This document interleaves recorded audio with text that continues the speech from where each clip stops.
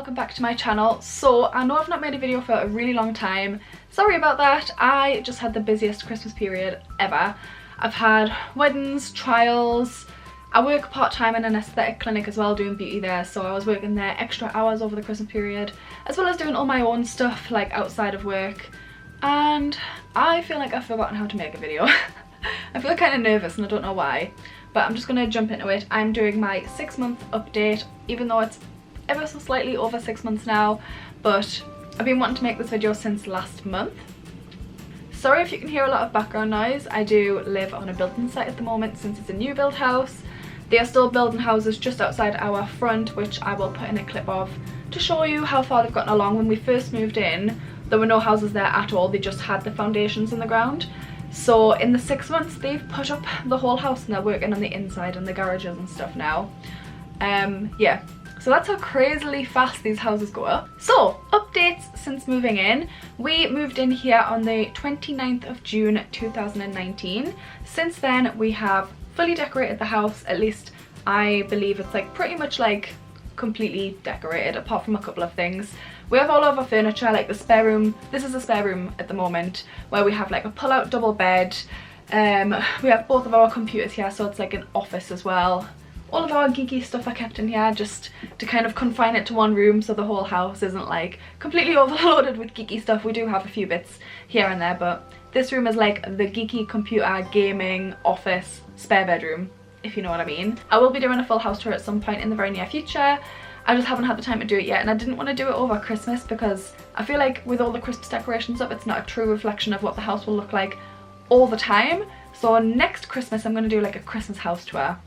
And then I'm going to do like just a normal one when my house is like looking average. But yeah, I'm going to explain like the different rooms in the house in this video, maybe show the odd clip of little things, of like things that we've done over the last 6 months. Things that still need to be done, and any kind of like snags and issues. I know lots of people want to know about that stuff since it's a new build and people want to know what to look out for. And yeah, I feel like that was the longest intro ever. Anyway, so yeah, as I said, this is like our office slash spare room slash gaming room, geek room kind of thing.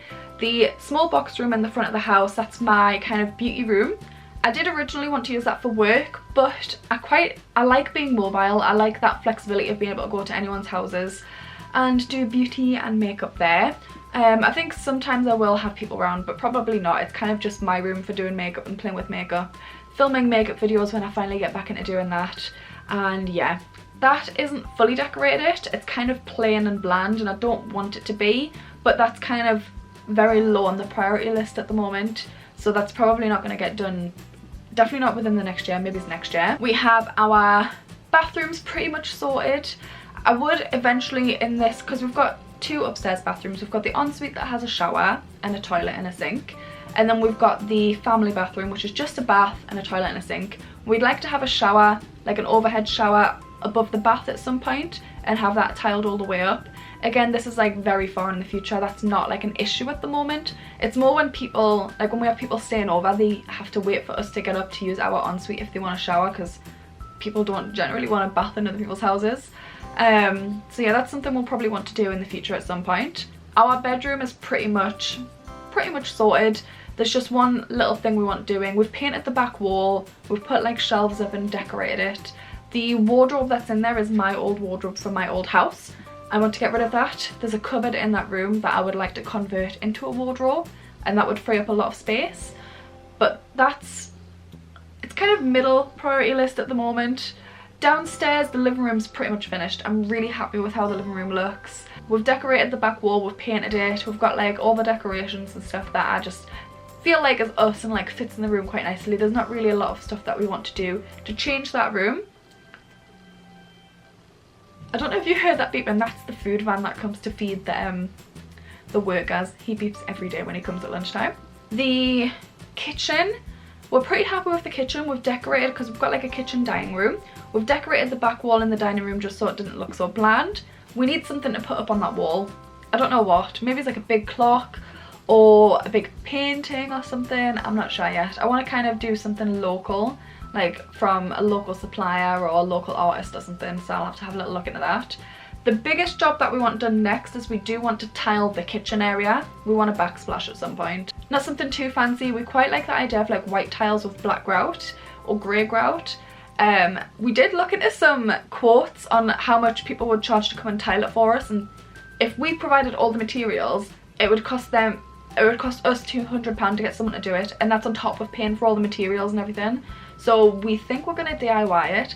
I'm probably going to make a video on how to DIY tiling your kitchen, so keep your eyes peeled for that, because we are going to do that like probably in the next few months. The garden is going really well. The grass is growing brilliantly. Because it's winter now, we don't have to cut it, but you do need to cut your grass like every single week to 2 weeks in the summer because it grows so fast, and it does take a bit of care. You do need to like fertilize it, water it when it hasn't rained for a few days and things like that. So yeah, that's going really well. It hasn't grown for like over a month now with it being winter. We planted some plants in the back of the garden, which you might have seen in one of my vlogs. Downstairs toilet just needs a bit of decorating.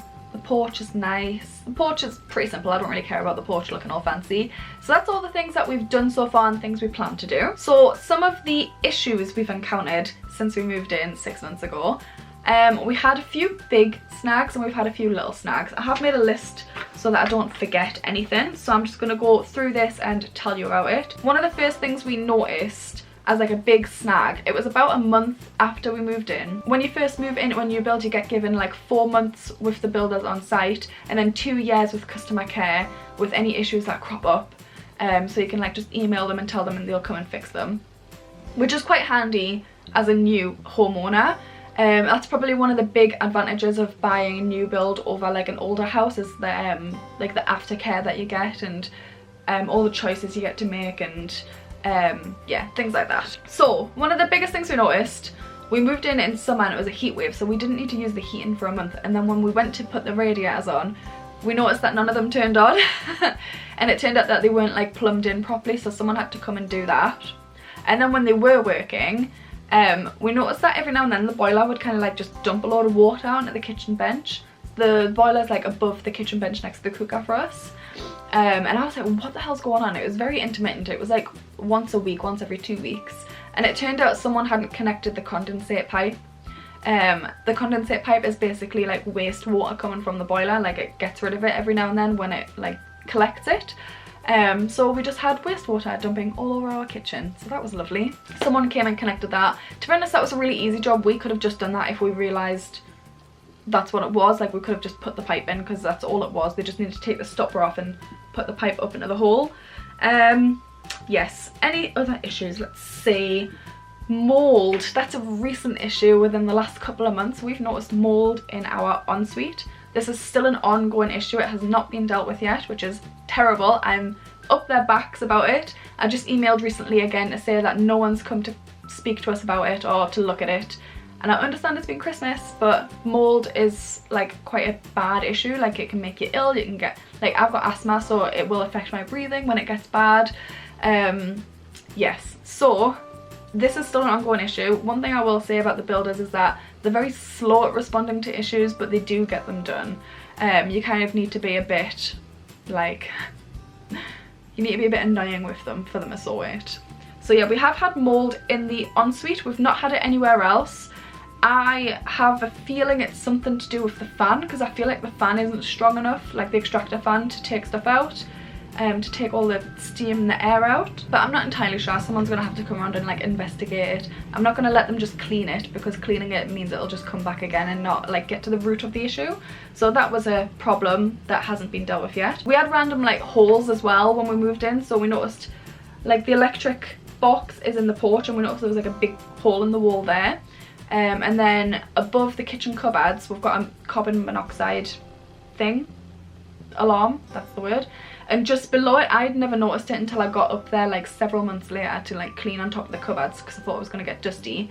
And there was like a massive hole in the wall below it. So yeah, you need to watch out for things like that, because if you don't notice it straight away, they probably didn't notice it when they went around checking the house.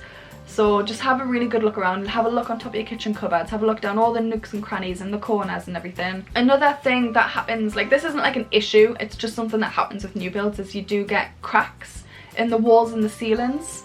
Houses are built with lots of water and it takes about a year for them to dry out.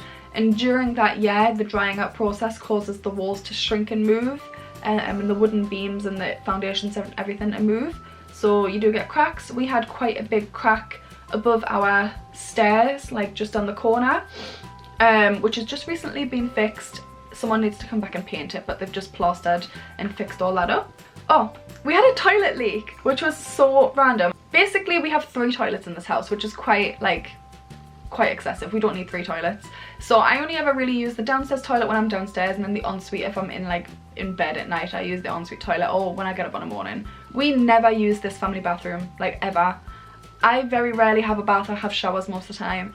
Eric will do his hair in there. Like, we don't use the toilet, we don't really use the bath, so we didn't notice that that toilet was leaking inside the pan for like probably a good month or so, actually possibly even 2 months. So yeah, like inside the pan of the toilet it was leaking into it. Not a huge issue, but it will be costing money because it's wasting water. I'll get onto water rates soon. That was another big issue. Yeah, so someone had to come out and fix that, and he did fix it, but then also made something else worse. So within minutes of him leaving, I noticed that the toilet was like leaking really badly, and it was coming through the ceiling in the kitchen because that's like just above it. Yeah, and it was like dripping onto the kitchen, so I rang them up straight away. I was like, it's leaking through the kitchen now, someone needs to come fix this immediately. He's just made it worse. So he came running around, and he was a bit snotty, to be honest. He was like, so I've made your toilet worse, have I? And I was like, yeah, actually, you have. Can you fix it, please? It's leaking. And he came in and he was like, oh, And it was like just like a little kid. He was probably like late teens at the most, trying to be cheeky to us. And then he realised that actually he has made it worse, so he fixed that. And then someone had to come and fix the ceiling in the kitchen as well because of it, and like paint over the brown patches. Water rates. So one thing I will definitely say is you need to take your own meter readings when you first move in. Like on the very first day, take all the meter readings.